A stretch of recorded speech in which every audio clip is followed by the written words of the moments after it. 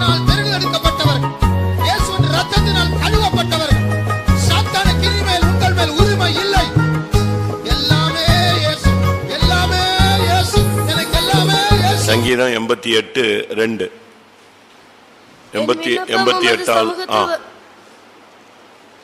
என் விண்ணப்பம் உமது சமூகத்தில் வருவதாக, என் கூப்பிடுதலுக்கு உமது செவியை சாய்த்தருளும். என் விண்ணப்பம் உமது சமூகத்தில் வருவதாக. நான் இரவும் பகலும் உம்மை நோக்கி கூப்பிடுகிறேன். என் விண்ணப்பம் உமது சமூகத்தில் வருவதாக. நம்முடைய விண்ணப்பம் போய் ஆண்டோடைய சமூகத்தில் போய் சேரணும். ஆண்டோடைய சமூகத்தில் நம்முடைய விண்ணப்பம் போய் சேரும்போது தான் நம்முடைய விண்ணப்பத்துக்கு பதில் வரும். 88 சங்கீதம் 13 வசனம். நானோ கர்த்தாவே உம்மை நோக்கி கூப்பிடுகிறேன், காலையிலே என் விண்ணப்பம் உமக்கு முன்பாக வரும். காலையிலே என் விண்ணப்பம் உமக்கு முன்பாக வரும். அப்ப டெய்லி நம்முடைய விண்ணப்பம் காலையில எங்க போய் சேரணும்? அவருக்கு முன்பாக போய் சேரணும். அதனால தான் சொல்றான், என் விண்ணப்பம் உமது சமூகத்தில் வருவதாக சொல்லிட்டு சொல்றான், நான் உம்மை நோக்கி கூப்பிடுகிறேன், காலையிலே என் விண்ணப்பம் உமக்கு முன்பாக வரும். ஒவ்வொரு நாள் காலையிலையும் நம்முடைய விண்ணப்பம் யாருக்கு முன்னால போய் சேரணும்? தேவனுக்கு முன்பாக போய் சேர்ந்தா அவர் அதுல தமக்கு சித்தமானதெல்லாம் நெஞ்சிட்டே இருப்பாரு, ஓகே பண்ணிட்டே இருப்பார், அவர் கட்டளையிட்டுக்கிட்டே இருப்பார். இன்னைக்கு நம்ம காலையில என்ன விண்ணப்பம் கொண்டு போய் சேர்க்கிறோமோ, நம்ம விண்ணப்பம் ஏறெடுக்கிறோமோ, அது அவருடைய சமூகத்துக்கு முன்பாக வரும். ஒவ்வொரு மகனும் ஒவ்வொரு மகளும் ஒவ்வொரு தேவனுடைய பிள்ளைகளும் என்னென்ன விண்ணப்பம் பண்றாங்க, அவங்களுடைய விண்ணப்பம் எப்படிப்பட்டதா இருக்கு. நம்மில் ஒரு சிலர் விண்ணப்பம் பண்றதே இல்லை, அது பாட்டுக்கு எழும்பி அது பாட்டு போயிட்டே இருக்கும். யாக்கோபு 4ஆம் அதிகாரத்தில் சொல்லப்பட்டது போல ஒரு சிலர் விண்ணப்பம் பண்றதே கிடையாது. அது பாட்டுக்கு எந்திரிச்சோமா அது பாட்டுக்கு மிருகம் மாதிரி போய்கிட்டே இருக்கிறோம். விண்ணப்பம் பண்ணாமல் இருந்தா எப்படி? 2வது, நீங்கள் இச்சித்தும் உங்களுக்கு கிடைக்கவில்லை, நீங்கள் கொலை செய்தும் பொறாமையுள்ளவர்களாய் இருந்தும் அடையக்கூடாமற் போகிறீர்கள். நீங்கள் சண்டையும் யுத்தமும் பண்ணியும் நீங்கள் விண்ணப்பம் பண்ணாமல் இருக்கிறதுனாலே உங்களுக்கு சித்திக்கிறதில்லை. நீங்கள் விண்ணப்பம் பண்ணாமல் இருக்கிறதுனால உங்களுக்கு என்ன செய்யறது இல்லை, அது சித்திக்கிறது இல்லை. ஆனா இங்க எஸ்ராயனாகிய ஏமான் சொல்றான், இது தாவீதின் சங்கீதம் அல்ல, எஸ்ராயனாகிய ஏமானின் சங்கீதம். ஏமான் அருமையான பாட்டு பாடுறவன், சங்கீதம் பாடுறவன். அவனுக்கு 14 பிள்ளைகள் இருந்துச்சு. 14 எப்படின்னா பாடகர்கள் தான். அவன் இப்போ சொல்றான், என் விண்ணப்பம் உமது சமூகத்தில் வருவதாக. அடுத்து சொல்றான், என் விண்ணப்பம் காலையிலே உமக்கு முன்பாக வரும், சேரும். அப்ப நம்முடைய விண்ணப்பங்கள் இந்த நாட்கள்ல நல்லா கரெக்டா இருந்துச்சுன்னு சொன்னா அங்க போயிடும். ஆண்டவருடைய பரலோகத்தின் கதவை நெஞ்சிரும், ஆண்டவருடைய வீட்டு கதவை தட்டும், காலையிலே விண்ணப்பங்கள் போய் சேரும். இன்னைக்கு நம்முடைய விண்ணப்பங்கள்லாம் போயிருக்கா? காலையிலே போயிருச்சா? 4 மணிக்கு போயிருச்சா? 7 மணிக்கு போயிருச்சா? இல்லை இங்க வந்த பிறகு தான் போச்சா? 10 மணி ஜெபத்தில் போச்சா? 8 மணி ஜெபத்தில் போச்சா? இல்லை இங்க இப்பதான் 10:30க்கு மேல போய்கிட்டு இருக்கா? யோசிச்சு பாருங்க. நம்முடைய விண்ணப்பங்கள் ஆண்டவருடைய சமூகத்துக்கு முன்பாக சேர்ந்துருச்சா? அதனாலதான் ஏசாயா விஷயத்துல எசேக்கியா விஷயத்துல கர்த்தர் சொல்றார், உன் விண்ணப்பத்தை கேட்டேன். விண்ணப்பங்கிறது ஒரு அப்ளிகேஷன், ஒரு ரிக்வெஸ்ட் பண்ற ஒரு தன்மை. ஜபத்துல அது ஒரு போர்ஷன். ஜபம்ங்கிறதுல அது ஒரு வித்தியாசமான ஒரு கெஞ்சுகிற ஒரு அனுபவம், வேண்டிக் கொள்ளுகிற ஒரு அனுபவம். ஜபங்களோடும் விண்ணப்பங்களோடும் ஸ்தோத்திரங்களோடும். வாசிங்க, அது எங்க இருக்கு? பிலிப்பியர், அது இல்லையா? நீங்கள் ஒன்றுக்கும் கவலைப்படாமல் எல்லாவற்றையும் குறித்து உங்கள் விண்ணப்பங்களை ஸ்தோத்திரத்தோடு கூடிய ஜெபத்தினாலும் வேண்டுதலினாலும் தேவனுக்கு தெரியப்படுத்துங்கள். விண்ணப்பங்களை பிலிப்பியர் 4:6 விண்ணப்பங்களை ஸ்தோத்திரத்தோடு கூடிய ஜபம் வேண்டுதல் எல்லாவற்றோடு சேர்த்து தெரியப்படுத்துங்கள். அப்படி நம்முடைய விண்ணப்பத்தை கர்த்தர் கேட்கணும். அதனால தான் அவன் சொல்றான், என்னுடைய விண்ணப்பம் உமக்கு முன்பாக வருவதாக, உம்முடைய சமூகத்தில் வருவதாக. ஆண்டவருடைய சமூகத்தில் போய் நம்முடைய விண்ணப்பம் சேரும்போது அதுக்கு ஓகே பண்றாரு. ஒவ்வொரு நாளும் காலையில என்னுடைய விண்ணப்பம் உமக்கு முன்பாக வரும். அவனே சொல்றான், என்னுடைய விண்ணப்பம் எல்லாம் காலையில், ஒவ்வொரு நாளும் காலையில உம்முடைய சமூகத்தில் வரும் ஆண்டவர். அப்போ அதுக்கு அவருக்கு கிராண்ட் பண்றாரு. இன்னைக்கு என்னென்னலாம் கிளியர் ஆகணுமோ அதெல்லாம் கிளியர் பண்ணிடுவார். காலையில் எந்திரிச்ச உடனே நீங்க இன்னைக்கு உள்ள ப்ரோக்ராமை, உங்க மனசுல இருக்கிற ப்ரோக்ராம் எல்லாம் கர்த்தருடைய பாதத்தில் என்ன செய்யணும்? வைக்கணும். இன்னைக்கு இவனை சந்திக்கணும், இன்னைக்கு இவரை சந்திக்கணும், இந்த இடத்துல நான் போகும்போது இந்த காரியம் வாய்க்கணும், இந்த மனுஷனை நான் சந்திக்கணும், இன்னைக்கு அவனுடைய இருதயத்தை மாற்றும், இன்னைக்கு அமைதியை தாரும், வேலை ஸ்தலங்கள்ல பிசினஸ்ல ஒரு வளர்ச்சி, அப்படி இனிமே ஆண்டோடைய சமூகத்தில் நம்மளுடைய விண்ணப்பத்தை அப்படியே என்ன செய்யணும்? முன்னால வைக்கணும். அப்படி வைக்கும்போது அந்தந்த நேரத்தில் அந்தந்த காரியம் என்ன செய்யும்? அருமையா வாய்க்கும். அதில் இருக்கிற பிசாசு போராட்டம், அதில் இருக்கிற மனுஷ போராட்டம், அதில் இருக்கிற பொறாமை, அதில் இருக்கிற எதிர்ப்பு, இதெல்லாம் ஒன்று ஒன்றா நம்முடைய விண்ணப்பம் போய் சேரும்போது நெஞ்சுக்கிட்டே இருக்கும், அடிபட்டுக்கிட்டே இருக்கும். அதுக்குரிய எதிர்ப்புகள் எல்லாம் கர்த்தருடைய ஆவியானவர் உடனே ஒரு தூதனை அனுப்புவார். அந்த விண்ணப்பம் வந்த உடனே அதுக்கு பரிகாரம். அந்த கூப்பிடுதலின் சத்தத்துக்கு ஏசாயால வாசிங்க, உன் கூப்பிடுதலின் சத்தத்தை கேட்ட உடனே உருக்கமாய் இறங்கி, 30ஆம் அதிகாரம் 19ஆம் வசனம். சீயோனை சேர்ந்த ஜனங்கள் எருசலேமில் வாசமாய் இருப்பார்கள். இனி நீ அழுது கொண்டீராய். உன் கூப்பிடுதலின் சத்தத்துக்கு அவர் உருக்கமாய் இறங்கி அதை கேட்ட உடனே உனக்கு மறு உத்தரவு அருளுவார். இதுதான் தேவனுடைய வேலை. உன் கூப்பிடுதலின் சத்தம், அந்த விண்ணப்பம் அங்க வந்து சேர்ந்துருச்சுன்னா அவர் உருக்கமாய் இறங்கி கேட்ட உடனே உனக்கு மறு உத்தரவு அருளுவார். கொஞ்ச நேரம் ஜெபம் பண்ணுவோம். நம்முடைய விண்ணப்பங்கள் எல்லாம் கர்த்தருடைய சமூகத்தில் வந்து சேரணும். நம்முடைய விண்ணப்பங்கள் ஆண்டவருடைய சமூகத்தில் போய் சேரணும். ஆண்டவருடைய சமூகத்தில் வரும். நம்முடைய விண்ணப்பங்கள் எல்லாம் இந்த நாட்களில் போய் சேர்ந்து அந்த விண்ணப்பத்தை கர்த்தர் கேட்டு, நம்ம என்னென்ன காரியங்களுக்கு, மாம்சீக காரியமோ, உலக காரியமோ, பிள்ளைகளுடைய காரியமோ, ஆன்மீக காரியமோ, விசுவாச காரியமோ, எதெல்லாம் நம்முடைய விண்ணப்பங்கள் ஏறெடுக்கிறோமோ, ஒரு மனுஷன் ஒரு செகண்ட் அழுதான், உடனே அவனுடைய கர்த்தர் கேட்கிறாரு, உன் விண்ணப்பத்தை கேட்டேன், உன் கண்ணீரை கண்டேன். ஒரு தேவனுக்கு ஒரு உலகத்தில் கோடிக்கணக்கான ஜனங்கள் மத்தியில ஒரு தனிப்பட்ட மனுஷனுடைய விண்ணப்பத்தை கேட்க சக்தி இருக்குன்னா நிச்சயமா அவருடைய பிள்ளைகளாகி நம்முடைய விண்ணப்பத்தை அவர் என்ன செய்கிறார்? கேட்கிறார். இதுவரை நாம் பண்ணின ஏறெடுத்த எல்லா விண்ணப்பங்களும் கர்த்தருடைய சமூகத்தில் போய் சேர்ந்திருக்கு. அவைகளுக்கெல்லாம் கர்த்தர் பதில் கொடுக்கணும். நம்முடைய விண்ணப்பங்கள் ஒவ்வொரு நாளும் கர்த்தருடைய சமூகத்தில் போய் சேரணும். அப்படிப்பட்ட ஒரு விண்ணப்பத்தின் ஆவியை கர்த்தர் இந்த நாட்கள் நமக்கு தர முடியாது. ஜெபம் பண்ணுவோம். கர்த்தாவே, விண்ணப்பத்தின் ஆவி எங்கள் மேல் இறங்கட்டும். எங்கள் விண்ணப்பம் உம்முடைய சமூகத்தில் வந்து சேருவதாக. ஒவ்வொரு நாள் காலையிலும் கர்த்தாவே எங்களுடைய விண்ணப்பம் உங்களுக்கு முன்பாக வரும் ஆண்டவரே. ஓ, எங்களுடைய விண்ணப்பத்தை கேட்கிறவரே, மாம்சமான யாருடைய ஜபத்தை கேட்கிறவரே, கூப்பிடுதலின் சத்தத்தை கேட்ட உடனே மறுவத்தூர் அருளுகிற தெய்வமே, இன்றைக்கு இந்த பகல் வேளையில நாங்கள் சபையாய் பண்ணுகிற விண்ணப்பங்கள் உம்முடைய சமூகத்தில் வந்து சேரட்டும். இயேசுவே, இரக்கமுள்ளவரே, தயவுள்ளவரே. ஆமென்.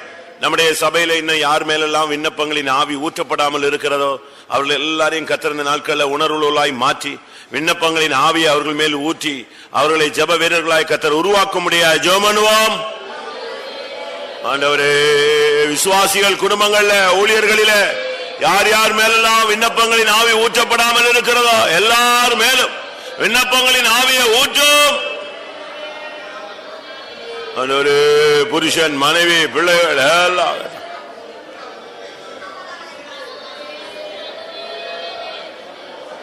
ஹல்லேலூயா, ஹல்லேலூயா, ஹல்லேலூயா.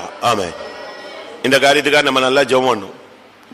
உங்க வீட்டில் உள்ளவங்க திருந்தணும், சரிப்படணும் அப்படின்னு ஜெபிக்கிறத விட, வீட்டில் உள்ளவங்க எல்லாம் விண்ணப்பங்களின் ஆவியினால் நிரப்பப்படணும்னா, விண்ணப்பத்தில் ஜபாவில உட்கார்ந்துட்டானாலே அவனுக்கு என்ன வந்துடும்? புத்தி தெளிஞ்சிடும். தனித்தனியா ஜெபிக்க ஆரம்பிச்சிருவான். வாசிங்க சகரியா 12. குடும்பம் குடும்பமாய், வம்சம் வம்சமாய், அடுத்து தனித்தனியே, ஸ்திரீகள் தனியே, தனித்தனியே எல்லாம் அங்கங்க ஜபம் ஸ்டார்ட் ஆயிடுச்சுன்னா பிரச்சனையே முடிஞ்சு போயிடும். சண்டை போடுறதுக்கு நேரம் இருக்காதுல்ல. நான் தாவீது குடும்பத்தாரின் மேலும்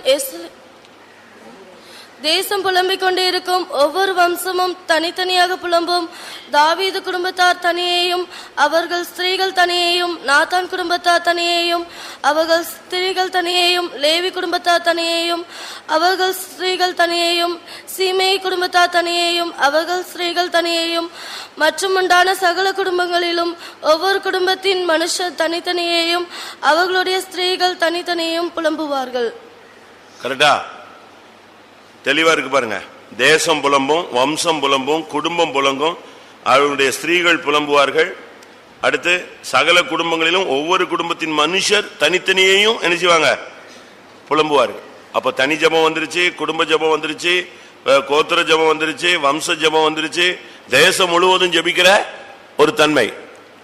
புருஷன் தனியா ஜபிக்க ஆரம்பிச்சிருவாங்க, மனைவி ஜபிக்க ஆரம்பிச்சிருவாங்க, மொத்தமா உட்காந்து ஜபம் பண்ணுவாங்க, டைம் கிடைக்கும் போதெல்லாம் ஜபிக்க ஆரம்பிப்பாங்க. இப்படிப்பட்ட ஒரு ஜப ஆவி கர்த்தர் கிருபையினால் இந்த வசனத்தை இந்த நாட்களிலே நம்முடைய சபையில ஊழியர்கள், விசுவாசிகள் எல்லாருக்குள்ளேயும் கர்த்தர் நிறைவேற்ற முடியாது போராடி ஜெபம் பண்ணுவோம். ஆண்டவரே, இந்த அனுபவம் வேணுமே கர்த்தாவே. தேசம் புலம்பட்டும், தேசம் ஜெபிக்கட்டும் கர்த்தாவே, வம்சம் ஜெபிக்கட்டும் கர்த்தாவே, ஸ்திரீகள் ஜெபிக்கட்டும் கர்த்தாவே, புருஷர்கள் ஜெபிக்கட்டும் கர்த்தாவே, குடும்பங்கள் ஜெபிக்கட்டும் கர்த்தாவே, தனித்தனியாய் மனுஷர்கள் ஜெபிக்கட்டும் கர்த்தாவே. ஒவ்வொரு ஊழியர்களும், ஒவ்வொரு கூட்டம் கூட்டமாய் ஊழியர்களும், தனித்தனியாய் ஊழியர்களும், ஆண்டவரே குடும்பம் குடும்பமாய் விசுவாசிகளும், தனித்தனியாய் விசுவாசிகள் போராடுகிற அந்த நாட்கள் வரட்டும் ஆண்டவரே. ஆண்டவரே பாலபாரியால பாலபால பகர பகர பகர பகர பகர பகர பகர பலகர கரபானியா சுடபல பகர பகர மனகர கர கர மானியா ரபானா பானா பானா.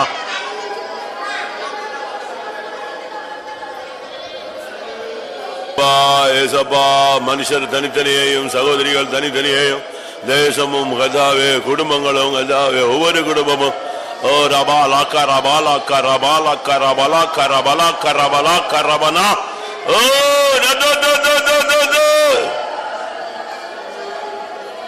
ஆமென்.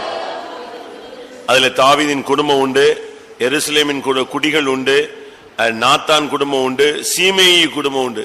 நான் அதுக்கு தான் சொன்னேன், உங்க வீட்டில் உள்ளவங்க எல்லாம் திருந்தணும்னு ஜெபிக்கிறத விட ஜபாவில நிரப்பப்படும் சொன்னது காரணம் என்ன? சீமையை யாரு? சீமையை யாரு? தாவீத தூசிச்சவன். அவன் குடும்பத்தின் மேல இந்த ஆவி ஊத்தும் பொழுது அவனும் என்ன செய்ய ஆரம்பிச்சிட்டான்? ஜெபிக்க ஆரம்பிச்சிட்டான். நாத்தான் யாரு?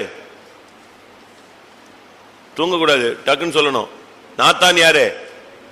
தீர்க்கதரிசி. அப்படித்தானே? தாவீதை கடிந்து கொண்ட தீர்க்கதரிசி. தீர்க்கதரிசி குடும்பம் ஜெபிக்க ஆரம்பிச்சிருச்சு. தாவீது குடும்பத்தார்னா ஊழியர்கள், எருசலேமின் குடிகள்னா விசுவாசிகள், அடுத்து தீர்க்கதரிசிகள், அடுத்து குற்றஞ்சாட்டப்பட்ட நியாயம் தீர்க்கப்பட்ட சீமேயி, அவங்க குடும்பம் என்ன செய்ய ஆரம்பிச்சது? ஜெபிக்க ஆரம்பிச்சது. அப்போ இப்போ இந்த ஜபாவி வரும் பொழுது எல்லாருக்குள்ளேயும் ஒரு மாற்றம். நம்முடைய சபையில பின்மாற்றத்தில் இருக்கிறவங்க மேல பரிசுத்த ஆவி வரட்டும், தேவனை விட்டு விலகினவங்க மேல ஜபாவி வரட்டும், எல்லா குடும்பங்களில் உள்ளதான துன்மார்க்கர்கள் மேல, நம்முடைய விசுவாசிகள் குடும்பங்களை எவ்வளவு லோ ஸ்டேஜில் இருந்தாலும் இந்த ஜபாவி வரும் பொழுது வாழ்க்கை மாறும். கர்த்தர் அப்படிப்பட்ட ஒரு விண்ணப்பத்தின் ஆவியை அனுப்ப முடியாது. மறுபடியும் போராடுவோம். நல்ல ஜெபம் பண்ணுங்க. வாழ்க்கை மாறும், குடும்பம் மாறும், சபை மாறும், ஊழியம் மாறும், எல்லாம் தெய்வம் செய்வார்.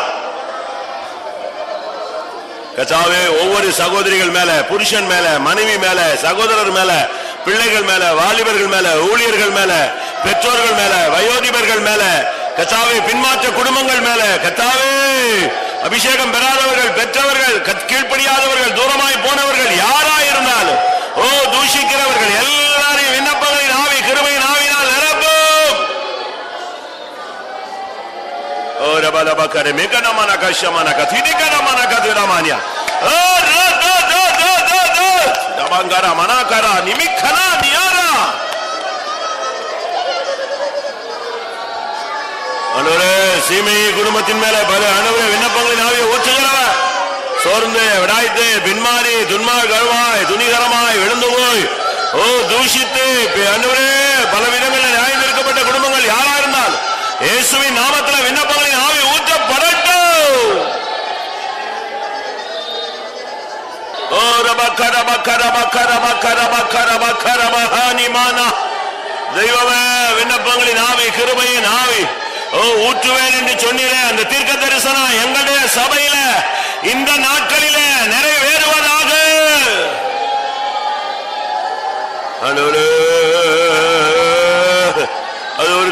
தரிசனம், சபைக்குள்ள தீர்க்க தரிசனம் எங்க சபையில அதை நிறைவேறட்டும், எங்க சபையில நிறைவேறட்டும், எங்களுடைய சபையில நிறைவேறட்டும், இந்த நாட்களிலே நிறைவேறட்டும். அல்லேலூயா. ஹாலே மேஹாசே நாமானியா. அல்லேலூயா. லெகே மேலே மகலே பகலே பகலே.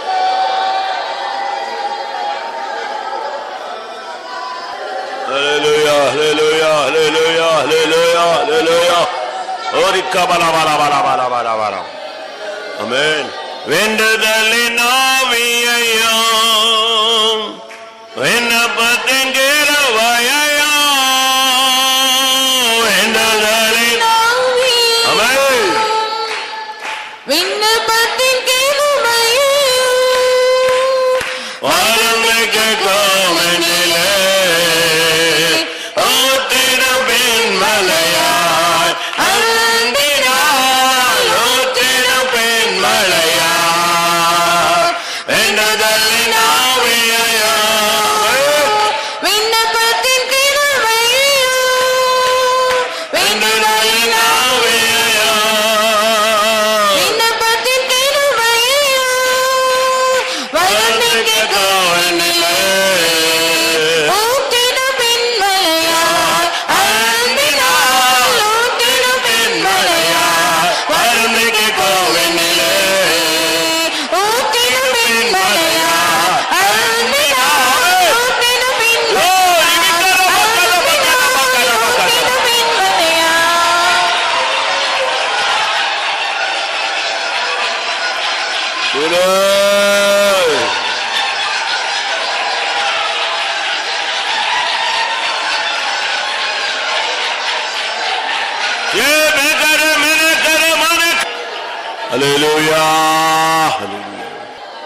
ஆமென். கத்திருந்த நாட்கள் அந்த வசனத்தின்படி உள்ள தீர்க்க தரிசனத்தின் நிறைவேறுதலை நம்முடைய சபையில இந்த நாட்கள்ல கட்டளையிடும்படியாய் ஸ்தோத்திரம் பண்ணுவோம்.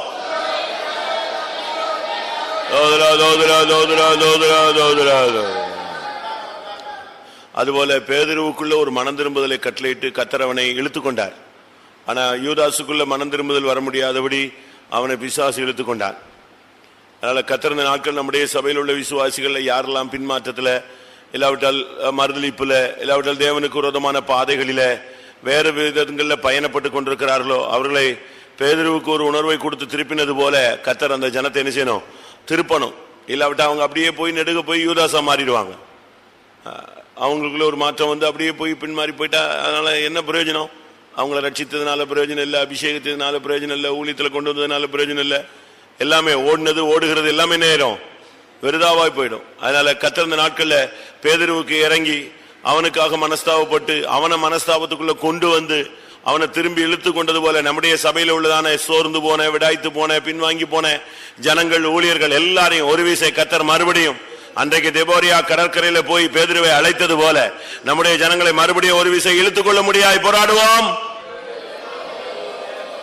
விசுவாசிகள் குடும்பங்கள்ல யார் யார் பின்வாங்கி போயிருக்கிறார்களோ, பின்தங்கி இருக்கிறார்களோ, தெய்வீகத்துல விசுவாசத்துல கத்தாவே யாரெல்லாம் விலகி போயிருக்கிறார்களோ கத்தர் அவர்கள் எல்லாம் நீ சந்திக்க முடியாய் சுபிக்கிற ஆண்டவரே.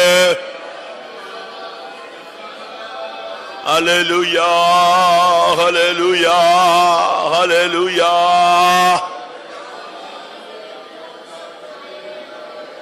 ஓ நபக்கட பல பல பக்கட பல பக்க திரா திரா திரா திரா பனக திரா கரமானியா.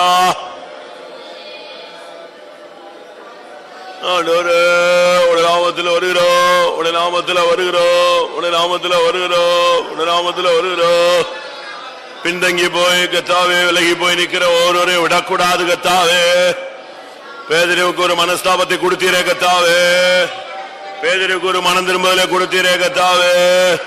பேதுரு மனங்க சேர்ந்த அழுதானே கத்தாவே, அதுபோல எங்களுடைய ஜனங்கள் மனங்க சேர்ந்த அழுது உம்முடைய பக்கம் திருமணமே.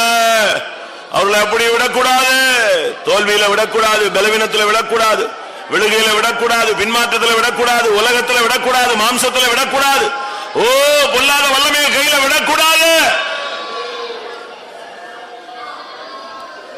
நீரவர்களை எடுத்துக்கொள்ளுக தாவே, நீரவர்களை எடுத்துக்கொள்ளுக தாவே, நீரவர்களை எடுத்துக்கொள்ளுக தாவே. யாரெல்லாம் சோர்ந்து விடாய்த்து தோர்ந்து இருக்கிறார்களோ கர்த்தர் அவர்களோடு இடைபடும் அப்பா. தெய்வம் அவர்களோடு இடைபடும் அப்பா, உணர்த்தும் அப்பா, இழுத்துக்கொள்ளும் அப்பா.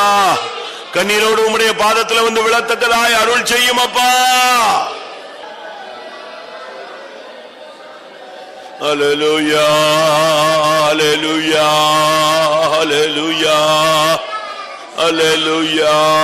லபாலி அரபல பக்கரபனா திரானி அங்கரானி கவஹானி கரமானி அரபானி கஸமனா. ஹல்லேலூயா. ரிபல பல பல பரி அரபல பக்கரமன கதிதமன கதிதக நமன கதிதக நமனியா.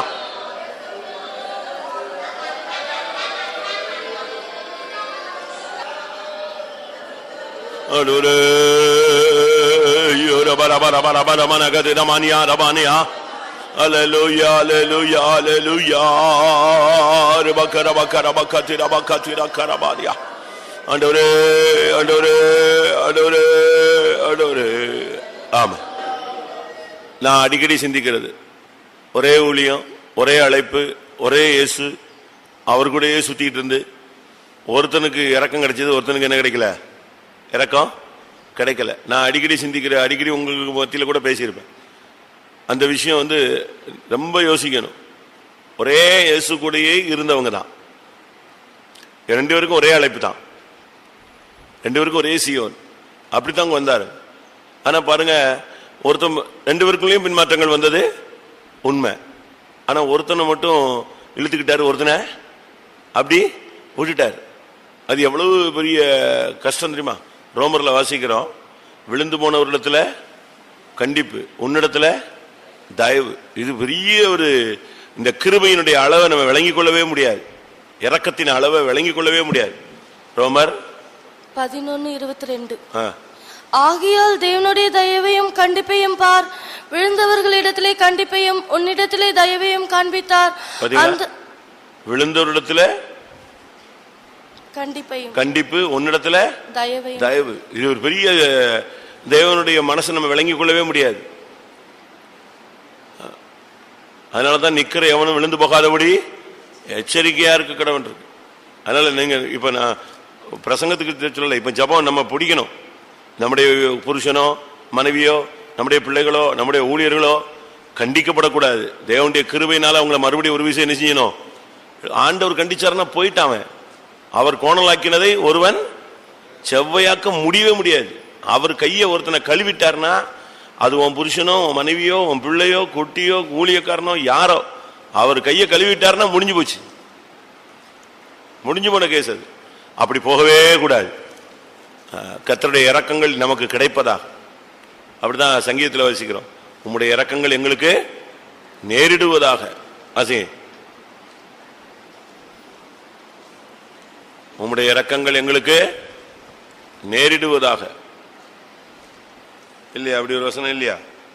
ஆனா எங்க இருக்குன்னு தெரியல. உம்முடைய இரக்கங்கள் எங்களுக்கு நேரிடுவதாக. சரி விடுங்க, தெரியலன்னா விட்டுருங்க, பிறகு பார்ப்போம். அதனால நமக்கு ஆண்டவருடைய இரக்கங்கள் கிடைக்கணும். பேதுருவை தேடி போனாருங்க, மறுதளிச்சு போயிட்டான். அவனை தேடினாரு, தேடி அவனுக்கு மீனையும் இதெல்லாம் பொறிச்சு வச்சுட்டு எங்க உட்கார்ந்துருக்காரு? கரையில உட்கார்ந்துருந்தாரு. அவருடைய இரக்கங்கள்னா அது அளவிட முடியாதது. கிடைச்சிச்சா? இரக்கங்கள் நேரிடுவதாக. வாசிங்க பாப்போம். கிடைப்பதாக. நான் பிழைத்திருக்கும்படி உமது இரக்கங்கள் எனக்கு கிடைப்பதாக.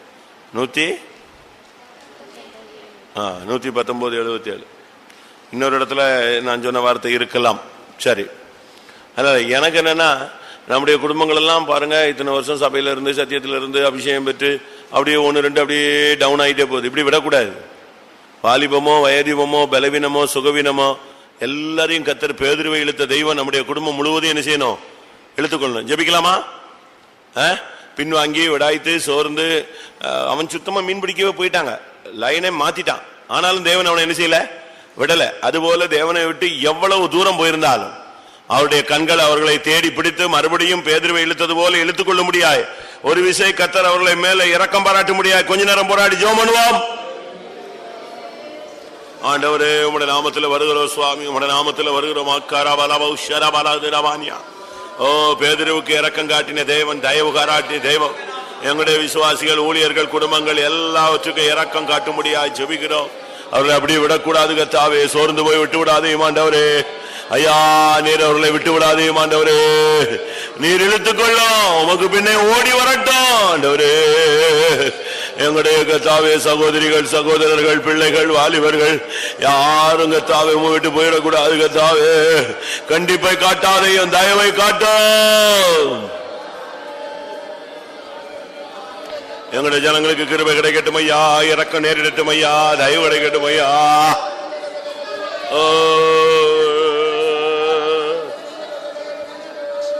ஆமென் ஆமென். கர்த்தர் நம்முடைய ஜனத்துக்கு தயவு காட்டிருக்க முடியாது, ஸ்தோத்திரம் பண்ணுவோம். ஆமென்.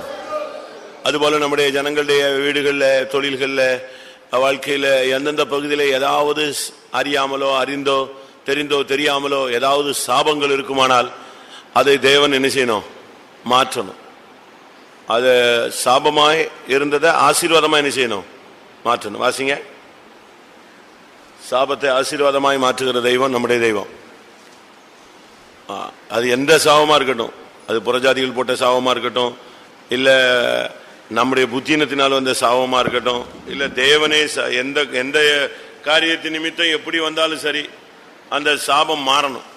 வாசிங்க சீக்கிரம். உபாகமத்தில் வாசிங்க, தீர்க்க தரிசன புஸ்தகத்தில் வாசிங்க. நீ சாபமாய் இருந்தது போல நான் உன்னை உண்மை ஆசீர்வாதமாய் மாற்ற பண்ணுவார். உபாகமம் 23:5. உன் தேவனாகிய கர்த்தர் பிலேயாமுக்கு செவி கொடுக்க சித்தமில்லாமல் உன் தேவனாகிய கர்த்தர் உன்மேல் அன்பு கூர்ந்தபடியினால் உன் தேவனாகிய கர்த்தர் அந்த சாபத்தை உனக்கு ஆசீர்வாதமாக மாற பண்ணினார்.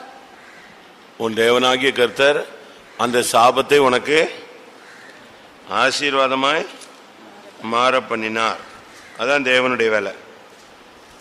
நமக்குள்ள எதெல்லாம் சாபமா இருந்துச்சோ அதெல்லாம் கர்த்தர் இந்த நாட்களில், எதெல்லாம் சாபமா இருந்துச்சோ அதெல்லாம் கர்த்தர் ஆசீர்வாதமாய் மாற பண்ண வேண்டும். அடுத்து சகரியாவா 8:13. 8:13.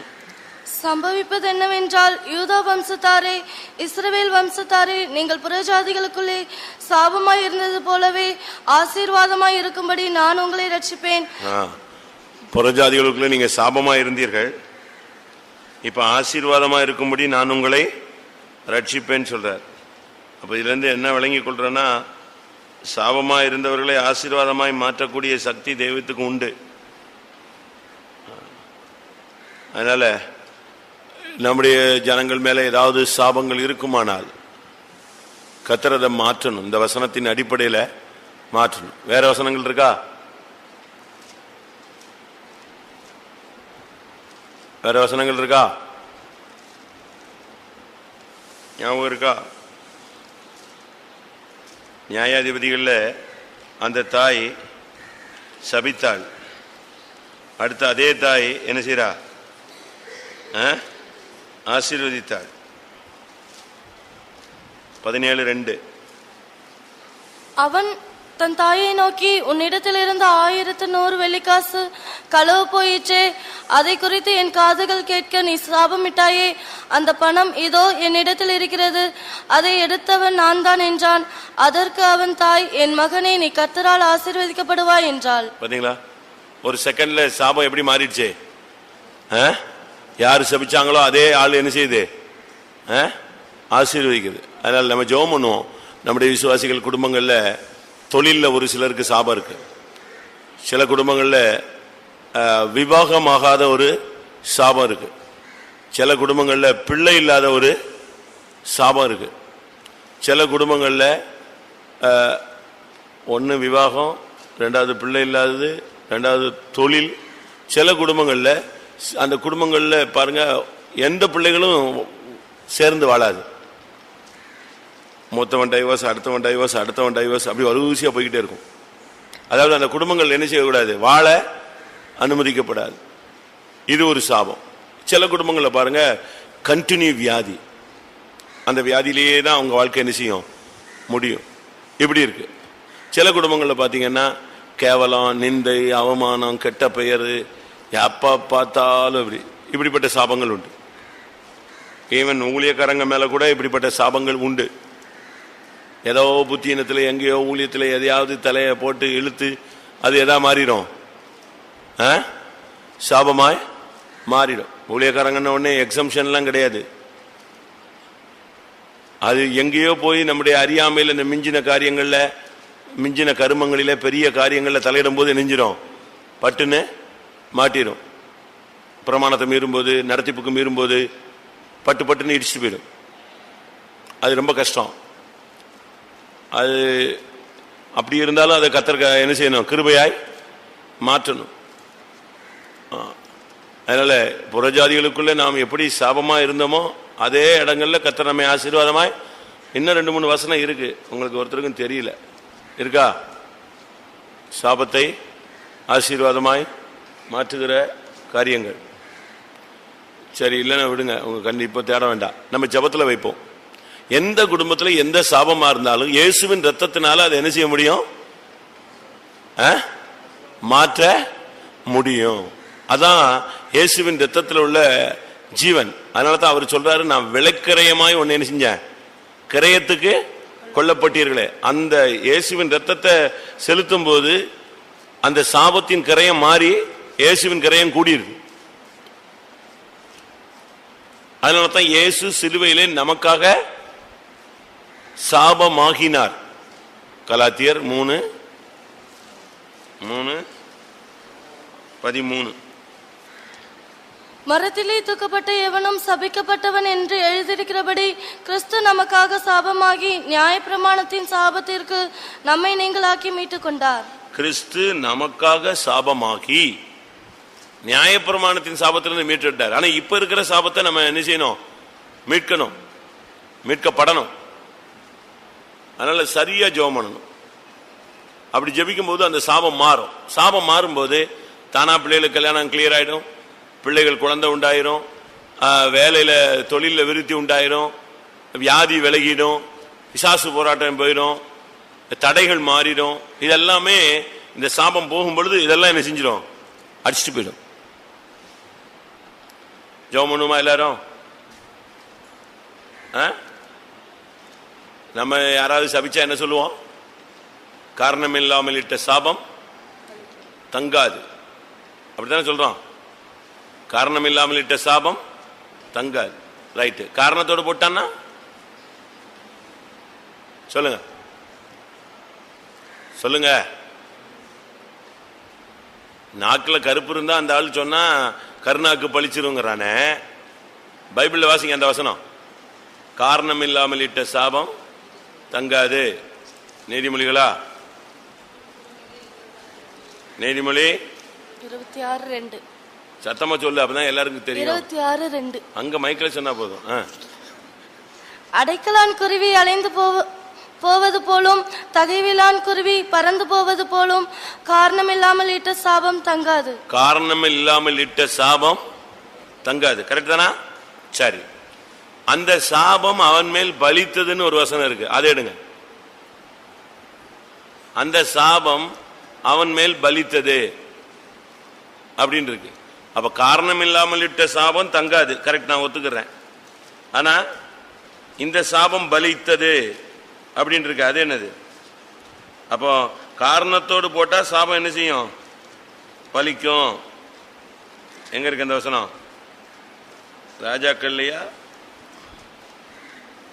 ஒரு வசனம் இருக்கு. இந்த இவனுடைய காலத்தில் உள்ள இந்த சாபம் அவனுக்கு வந்து பலித்தது, சாபம் பலிச்சதுன்னு இருக்கு. இது ஒரு முக்கியமான பிரசங்கம், அது டைம் கிடைக்கும் போது ஆவியானவர் பேசுவார். யெரொபெயாம் என்ற சாபம் பலித்தது எங்க இருக்கு? ஏதோ ஒரு அதிகாரம் கடைசி வசனம் நினைக்கிறேன், எங்க இருந்தாலும் எடுங்க. அப்படி இல்லையா? தெரியுமா இந்த வசனம்? இந்த சப்ஜெக்ட், நீங்க இந்த சாபம் சப்ஜெக்ட் நான் பிரசங்கத்தில் கொண்டு வரல இன்னும். நியாயாதிபதிகள் 9ஆம் அதிகாரம் 57ஆம் வசனம். நான் உங்களை ராஜாக்கள் ஏதோ திருப்பி விட்டேன். நியாயாதிபதிகள் 9:57. சீகி மனுஷர் செய்த எல்லா பொல்லாப்பையும் தேவன் அவர்கள் தலையின் மேல் திரும்பும்படி செய்தார். எருபாகாலின் குமாரன் யோதாமின் சாபம் அவர்களுக்கு பலித்தது. ஒருத்தன் போட்ட சாபம் நெஞ்சது பலித்தது. எருபாகாலின் மகன் யோதாம் போட்ட சாபம் பழிச்சிருச்சு. அவனுக்கு அது பயங்கர வேதனையா இருந்துச்சு. அவன் ஒரு சாபத்தை போட்டான். கெரிசிம் மலையின் உச்சியில் நின்று அவன் சாபத்தை போட்டான். சரி, அப்ப இந்த சாபம் பலித்ததுன்னு இருக்கு, காரணம் இல்லாமல் சாபம் தங்காதுன்னு இருக்கு. சாபத்தை கர்த்தர் எப்படி மாத்துறாரு? ஆசீர்வாதமாய் மாற்றுகிறார். கொஞ்ச நேரம் ஜெபம் பண்ணலாமா? சில இடங்கள்ல உள்ள சில ஊழியங்களில் உள்ள வியாதி, சில இடங்களில் ஊழியம் செய்யும்போது சில வியாதி பாதிக்கும். சில இடங்களில் ஊழியம் செய்யும்போது சில போராட்டம் சந்திக்கும். சில குடும்பங்களில் சில சூழ்நிலைகளில் சில பாதிப்பு உண்டாகும்.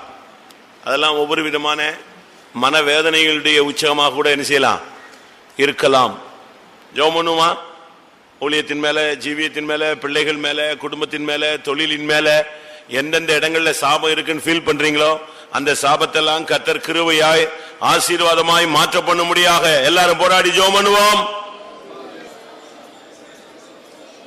ஆண்டவரே, சாபங்கள் பலிக்க கூடாதப்பா, சாபங்கள் தங்க கூடாது. ஆண்டவரே, என்னென்ன குடும்பங்கள் மேல சாபங்கள் இருக்கோ அந்த சாபங்கள் மாறி அந்த குடும்பங்கள் ஆசீர்வாதமாய் மாறட்டுமே, ஆசீர்வாதமாய் மாறட்டுமே. தெய்வா, ஆண்டவரே, சாபங்களை ஆசீர்வாதமாய் மாற்றுகிறவர் அல்லவோ. எங்களுடைய சாபங்களுக்காக நீர் சாபமாகினீர் என்று எழுதியிருக்கிறது. தெய்வம் எங்களுடைய சாபங்களுக்காக சாபமாகி ஆண்டவரே மரத்தில் தூக்கப்பட்டீரப்பா. எந்தெந்த குடும்பத்தின் மேல, எந்தெந்த பிள்ளைகள் மேல, எந்தெந்த தொழிலின் மேல, யார் யாருடைய ஊழியத்தின் மேல கர்த்தாவே சரீரங்களிலே ஆண்டவரே சாபங்கள் இருக்கோ கர்த்தர் கிருபையாய் மாற்றும், கிருபையாய் மாற்றும், கிருபையாய் மாற்றும். நல்ல ஜெபம், நல்ல ஜெபம். நம்முடைய ஜெபத்துல இன்னைக்கு ஒரு குடும்பத்தில் இருக்கிற சாபமாவது மாறணும். ஒரு தேவனுடைய பிள்ளைகள் 1:1 யோபு ஜெபம் பண்ணா எத்தனை பேருக்கு விடுதலை கிடைச்சது சொல்லுங்க? யோபுக்கு விடுதலை கிடைச்சது 1. ரெண்டாவது யாருக்கெல்லாம் அங்க கர்த்தர் ஜெபத்தை கேட்டாரு? சிநேகிதர் எத்தனை பேரு சொல்லுங்க, டக்கு டக்குன்னு சொல்லுங்க. 4 பேர், 3 பேரு எக்ஸ்ட்ரா ஒருத்தன் வந்திருந்தான். பேரு ஒரு வாலிபன் எலிகுன்னு ஒருத்தன்.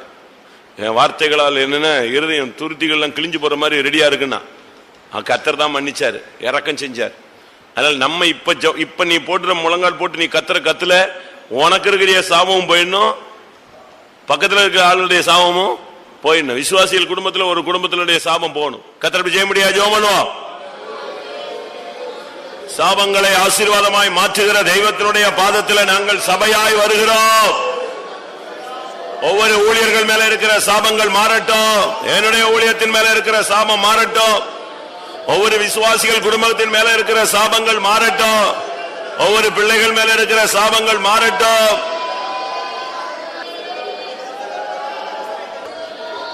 ஓ தோ தோ தோ தோ தோ தோ தோ தோ தோ ஓரேக சந்தனே கரபைனா துரே கபேலமா கரமெனா கசவாலா கதுனா.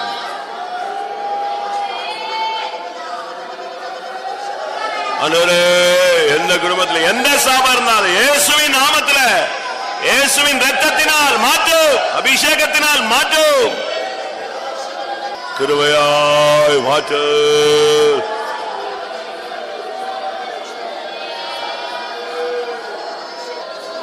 அல்லேலூயா.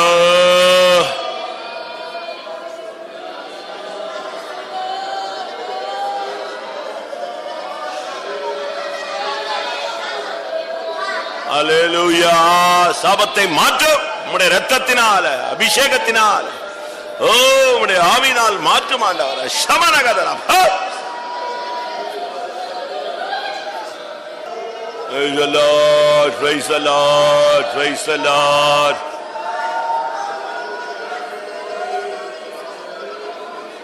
Hallelujah.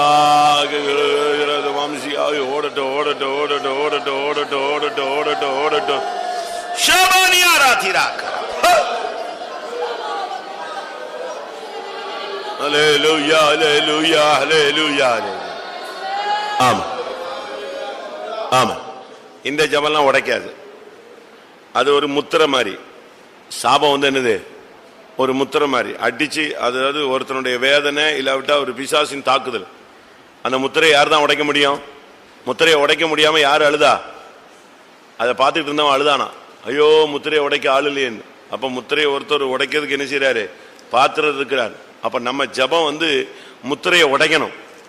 அந்த சாபத்தின் கட்ட அதாவது ஒரு புக்கில் போட்டுனா, சாபம் வந்து ஒரு கயிறு கட்டு இல்லை, அது என்னது? சங்கிலி. கயிறை வந்து அறுக்கிறது ரொம்ப ஈஸி, சங்கிலி அறுக்கிறது கொஞ்சம் கடினம். அதுபோல சாபத்தின் சங்கிலியை உடைக்கணும். சரியா? போராடு ஜெபம் பண்ணுவோம். ஹல்லேலூயா, ஹல்லேலூயா, ஹல்லேலூயா. இயேசுவின் நாமத்தில், இயேசுவின் நாமத்தில், இயேசுவின் நாமத்தில். ஓ ரபக்கா திராக்கா ரபக்கா திராபானியா.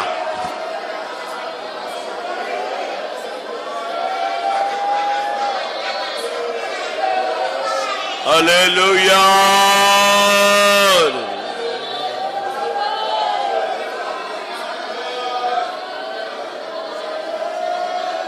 Hallelujah, hallelujah, hallelujah. இயேசுவின் நாமத்தினால கர்த்தாவே நாங்கள் கைகளை ஏறெடுக்கிறோம். உம்முடைய நாமத்திலே சாபங்களை மாற்றும்.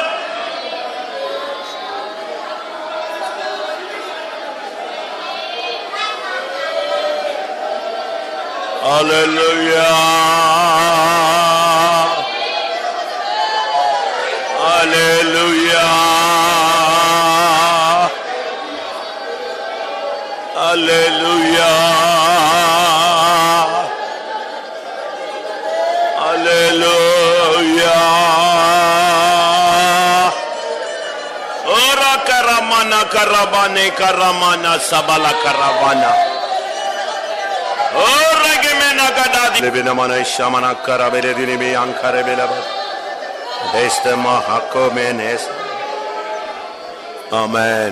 சாபத்தை கர்த்தர் கிருபையாய் மாற்றும்படியாய் ஸ்தோத்திரம் பண்ணுவோம்.